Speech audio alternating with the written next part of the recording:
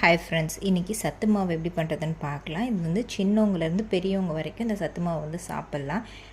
இதுக்கு வந்து என்னென்ன பொருள் தேவைங்கிறது நான் ஸ்டார்டிங்கே சொல்கிறேன். ஃபஸ்ட்டு அரை கப் ரைஸு, 4 டேபிள் ஸ்பூன் உளுந்தம்பருப்பு, கருப்பு உளுந்தம்பருப்பு எடுத்தால் ரொம்பவே நல்லது, 4 டேபிள் ஸ்பூன் பாசிப்பருப்பு, 4 டேபிள் ஸ்பூன் பச்சைப்பயிறு, 4 டேபிள் ஸ்பூன் பொட்டுக்கடலை, 2 table spoon rajma, 4 table spoon அளவு கொள்ளு, 20 பாதாம், 20 முந்திரி, 20 பிஸ்தா, 4 ஏலக்காய்.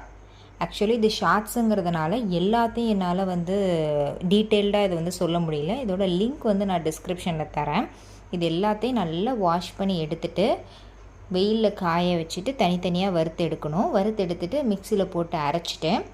இந்த மாதிரி சுடுதண்ணியில் 2 டேபிள் ஸ்பூன் போட்டு நாட்டு சக்கரை போட்டு ஆட் பண்ணிட்டா சூப்பரான சத்து மாவு ரெடி. சின்ன குழந்தைங்கள்லேருந்து பெரியவங்க வரைக்கும் கொடுக்கலாம்.